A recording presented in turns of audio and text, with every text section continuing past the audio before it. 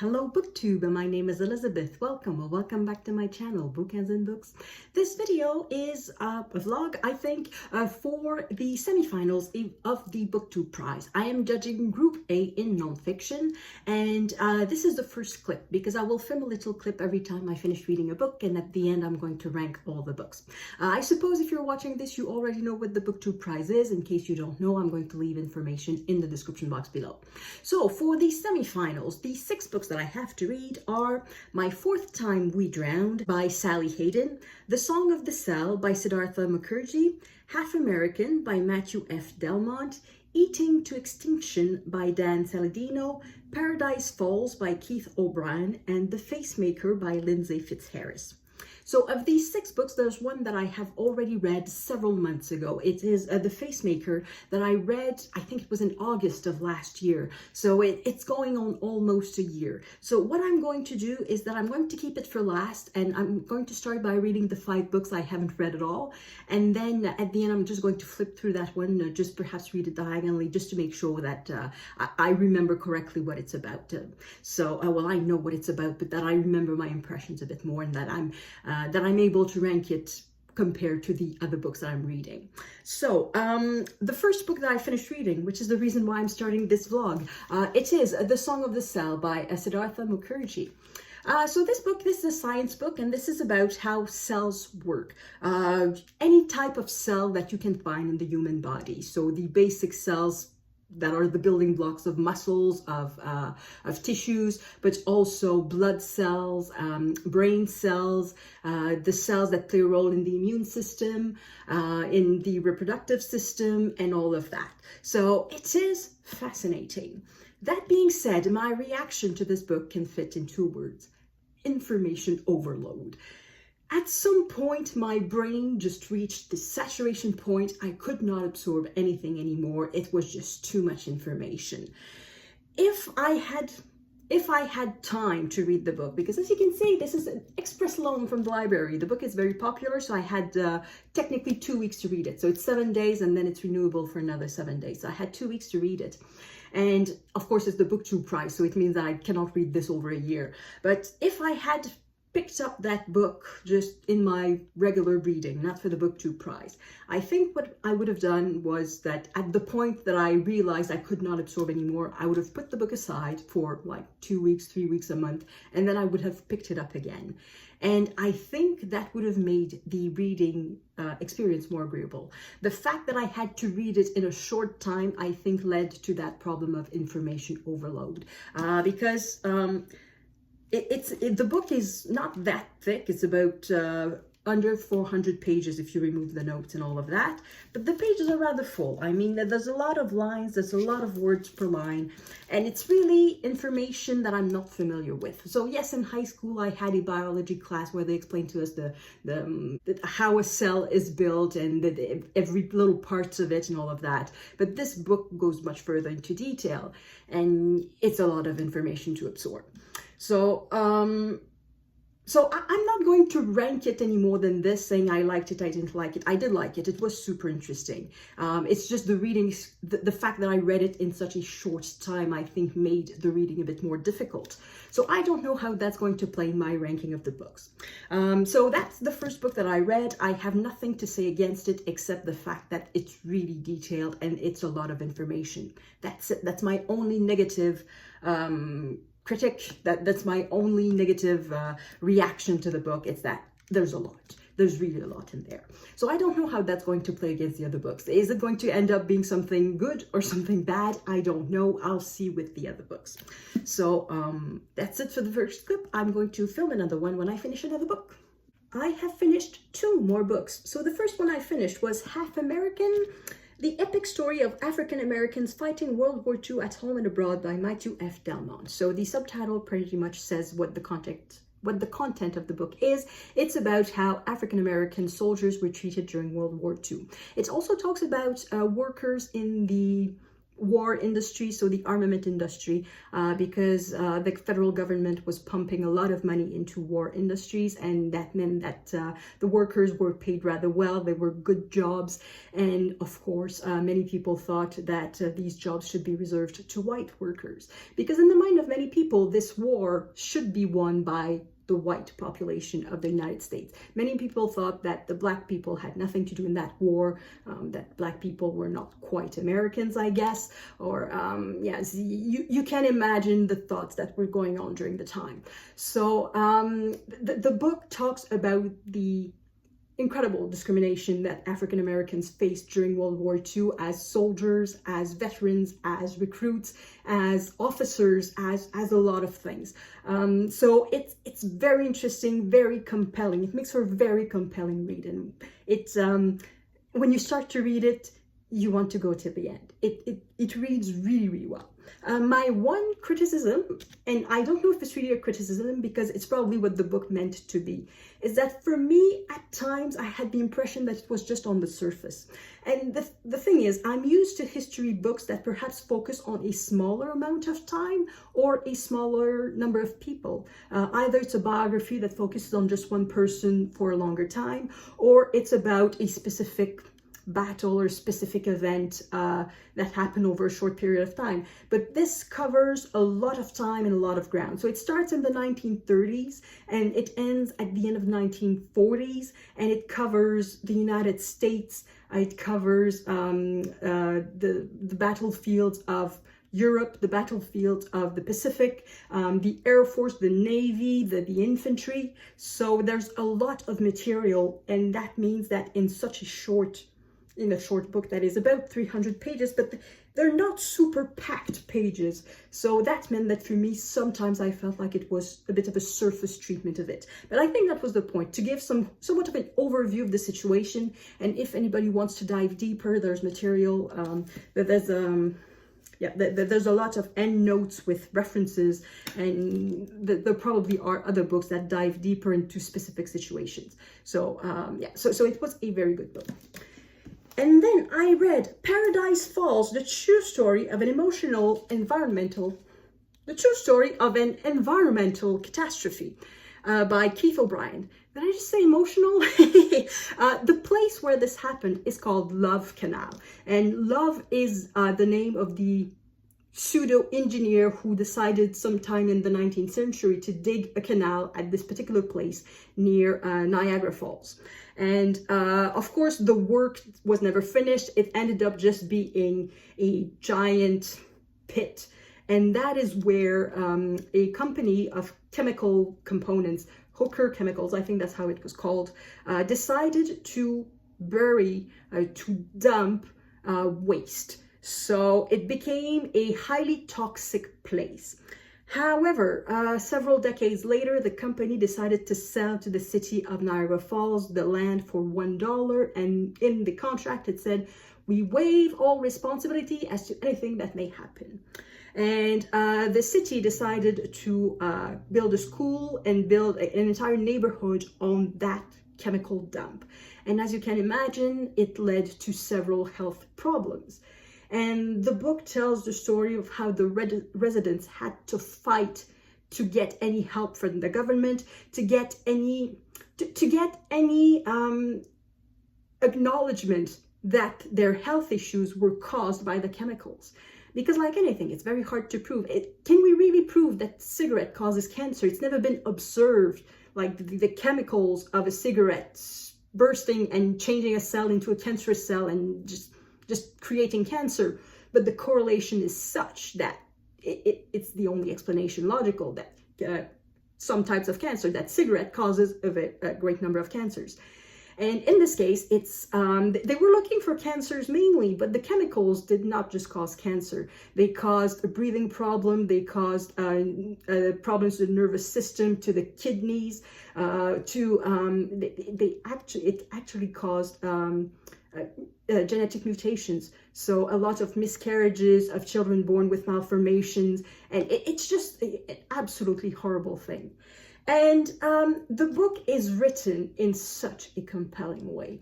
It reads even better than the other one. I don't like to compare, I don't like to rank before the end, but I have to say that this is an extremely good book. I put one little post-it here just to give you an idea of how the author decides to tell the story. So we were at page 49, and one of the main, I'm tempted to call them characters, is Lois Gibbs. She is a housewife who had a son and a daughter, and at some point the son started to have seizures, and she didn't understand why, and she wanted to know why. And she is the figure of the movement, of the local movement that asked help to government, that asked the company to show what they had put in the dumps. They never did, by the way. It always went behind, and it's the story of how government at all levels tried to oppose anything and were very much intent on the status quo, saying we are not responsible for anything, or even saying no, it's all in your mind, it's not related to chemicals, children can die for no reason. Anyway, it's a horrible story. But the telephone rang inside Lois Gibbs' condo late that Friday afternoon while she was taking a moment to do something unusual. She was trying to relax. Gibbs was taking a bath. Then it continues into a couple of paragraphs explaining how busy she had been. She took a moment to dry her arm with a towel and then picked up the phone. "Hello," she said. And then it takes a page and a half before we know who is on the other end of the phone. It says, it could have been just about anyone calling. And the author goes on to say, this person was there, that other person was there, that person was doing this, that person was doing that. And basically he goes through the list of all the people who could have called, and it was not any of them. And then we finally know who was calling. It's just somebody from the EPA. So it's not even somebody who is named. So I thought, when I read that, hello, and I started to read, oh, he's using a thriller tactic. And I thought that was, I thought that was well done. And he does that throughout. Many times I was not aware of it. At that particular moment, I was kind of aware that he was sort of teasing us, that he was sort of letting us hang on a cliff. Anyway, it's told in a very compelling manner. And also the work that he has done is incredible. He interviewed a whole bunch of people. He went through boxes of archives. He read hundreds of newspaper clippings, and he really did a thorough job. So this is really the type of book that I love in nonfiction. Extremely well done research, and the results of the research told in a very compelling way. Because at first, I'm not sure how interested I was in reading about it. I had heard other judges in previous rounds say how good the book was, and of course that intrigued me. But on its own, I cannot say that this is the type of story that I'm compelled to read. And when I started reading it, I couldn't stop. At first I thought, okay, I'm going to read 50 pages a day, and that means I'm going to read the book in 1 week. So the first day I read about 50 pages, it was part 1.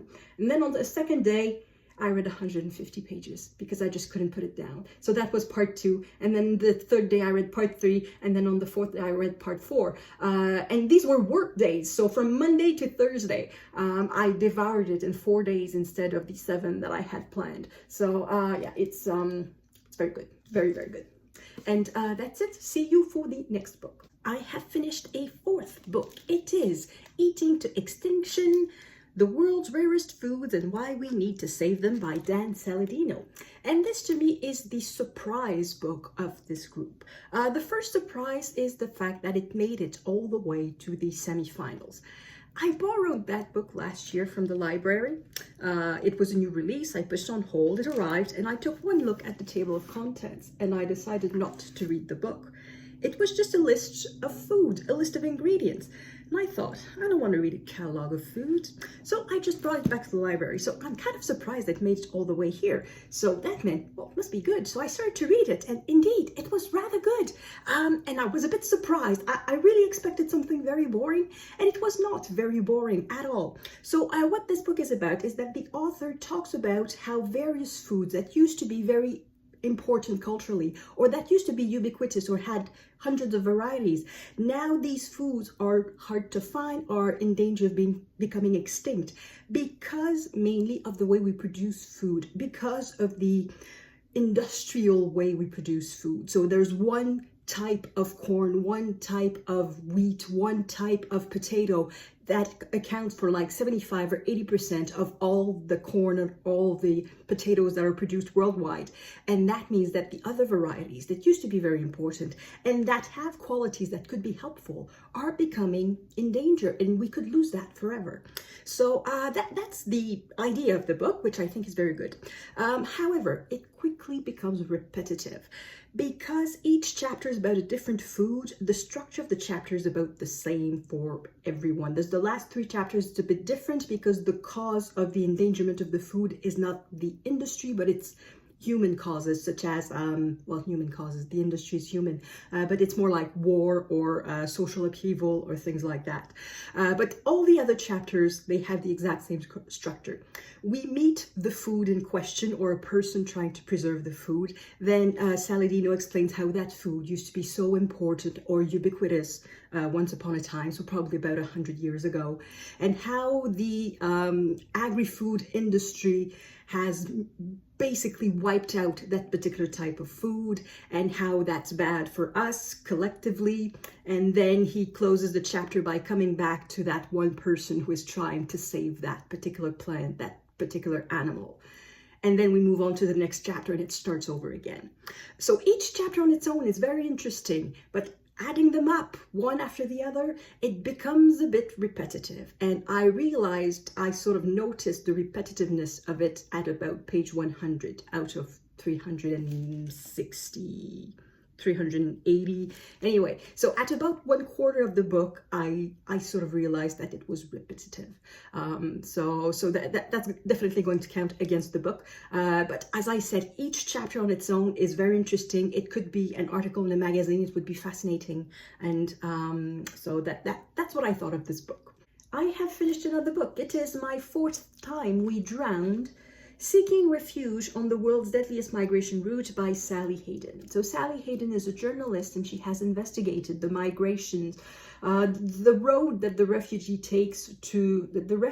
take to reach Europe from Africa. So in many cases, it's people leaving the east coast of Africa, so the Horn of Africa, Somalia, Eritrea, Ethiopia, Sudan, and they are trying to reach Europe via Libya.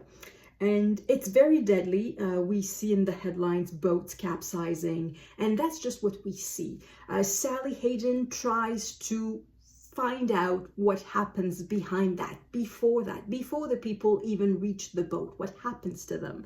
And it is heartbreaking because the system of camps, detention centers in Libya, and that's the thing, these detention centers, they are not secret, they are official. The European Union is very happy that the Libyan government, in quotation marks, keeps these refugees, these migrants in Libya because the European Union does not want African migrants. Basically, that's the story. I guess it's easy to say that from Canada because we are not on these migration routes. So it's easy to say, well, we do things differently, but the fact is that we don't. So anyway, the situation in Libya is horrible, and that is what Sally Hayden is talking about. And there are many scenes in the book that are heartbreaking. So the research is very well made. Hayden has interviewed many people. She also requested interviews to many people and organisms who preferred not to answer her questions. So we also get to see the work of the journalist underneath, which is also another interesting aspect of the book. There's one thing, however, that I guess is I'm going to say lacking. It's I didn't get this sense of being pulled through the book, this narrative pull. I did not feel it in this book. She talks about many people in different camps. The dates are not always clear. So does this happen before or after? Not to say that I was lost, although I guess I would have liked a map of Libya that would have been a bit more detailed than what we had. Oh no, it was there. Oh, darn. No, I take this back. The map is there. I just did not see it because I had seen that map. Okay, I take it back. Okay. Well, my fault if I was lost. Okay, I'll take that into account. But I would have liked a stronger narrative drive in the book. So that's the one thing that for some reason I did not 100% like the book. I expected to absolutely love this book. I expected to be totally gripped and to shake reading the book, and it didn't really happen. So that's my impression of the book. I learned a lot because, as I said in the news, we tend to learn about boats capsizing, but we don't really know what happens before the migrants reach the boats. So in this book, we get to know what happens, and it's ugly. It's rape, it's torture, it's malnutrition, it is people being sold, it is modern day slavery, basically. It's horrible. So for that, it's not an easy read, but it's totally a worthy read. So that's the 5th book. So the only other book that I have to read in quotation mark is this one. I read it last year, so I'm not going to reread it cover to cover. What I'm going to do is I'm going to sort of diagonal read it. So read excerpts of it just to remind myself of how it's made, because I remember the content of it. So that's not going to be a criticism of the book that 1 year later I forgot what it's about. I remember what it's about, but I just want to sort of refresh my memory and also to put it in the context of the 5 other books in the group. And once I've done that, I'm going to rank the books, and in the next excerpt, I'm going to give you my ranking of the 6 books. I'm back, and it is time for the ranking of the books. I took a few days to think about it because I didn't quite know how to rank them. Sometimes it's easy, and this time it is not. So I tried a few scenarios in my mind, and I cannot say that I was satisfied with any of them, including the one I ended up with. However, I don't know how I could change it. Well, not because, of course, I cannot change it, but even if I changed it, I still would not be satisfied with it because so many books were good. It's heartbreaking just to see only 3 of these books go through. I think 4 of them should go through. So that means that for me, there was a clear bottom 2. And unfortunately, it was the science books, the 2 science books. Yeah, I was expecting a lot from The Song of the Cell, but it turned out to be a little bit disappointing. And I was not expecting a lot from Eating to Extinction, but it was nevertheless a little bit disappointing too. So I decided to put Eating to Extinction at number 6 because I realized at about a quarter of the book that it would be repetitive, but The Song of the Cell, I managed to make it to about half the book before I made it to information overload. So that's the reason why I decided that The Song of the Cell deserved to be ahead of Eating to Extinction. And then the next books, they should all make it through, but unfortunately only 3 of them will make it through. Well, maybe not, maybe just 1 of them, I don't know. But hopefully at least 3, hopefully 3 of them will make it through. So at number 4, I put The Facemaker by Lindsay Fitzharris. Harold Gillies is the man who the book is about. So Harold Gillies was a surgeon during World War I, and he was basically the inventor of reconstructive plastic surgery. Because during World War I, so many soldiers were disfigured by the new types of weapons, and they needed a new type of medical care. And Harold Gillies was one of the people to give it to them. He worked in teams, and he created an environment where it was possible to do these complex surgeries and learn about it. So the reason I put it at number 4 is that I needed to put a book at number 4, and I could not really find a reason to put it ahead of the other ones. So it's at number 4 because it's a bit by default, but it's very good. I recommend it to everyone. It's really a good book. At number 3, I put My Fourth Time We Drown. The reason I put it ahead of The Facemaker is that it's about a relevant topic. It's about the migrant crisis. I learned so much in this book. Of course, I read the newspapers. Of course, I read the news. I'm aware of what's going on in the world, but not in this depth. So I learned a lot. It's not an easy read, but it's worth it. So I decided to put that one at number 3. At number 2, I put Half American. Even though at the time I wasn't sure, it turns out that it stayed with me quite a bit. So I decided to put it at number 2 because it reads super well, and it's memorable, I guess. So yeah, that's my number 2. It's Half American. And then at number 1, to nobody's surprise, well, because I mentioned the 5 other books, it is Paradise Falls. I was not expecting much from that book, even though I heard quite a few people praise it. I wasn't sure if it would be a book for me, and I ended up gobbling that book. The storytelling in that book is really great, and it is also about a topic that should all concern us because companies, powerful and rich companies lying to ordinary people, we should all be afraid of that, and we should all be paying attention for that. So the work done by the author was amazing. All the interviews, all the documents searched, all the things that he did. It was an amazing research, and the result, it just reads super well. So it's my number one, and this one I had no doubt. It was Paradise Falls was going to be number one. The books I read after that had a lot to do to beat it, and they did not beat it. So Paradise Falls is my number one. So that's it for me. I'm filming this well before the results are announced, so I don't know what the results are. Hopefully, it's going to be the 3 of my top 4 books that make it through. I would be really surprised if The Song of the Cell and Eating to Extinction made it through, but who knows? Who knows? Yeah, so some other people may find science books much more interesting. So than history books, because the most of the top 4 is history when you think about it. So yeah, anyway, that's it for me, and thank you everyone for watching. Let me know in the comments if you've read the books or how you would have ranked them, and anything you want to talk about. Have a nice day.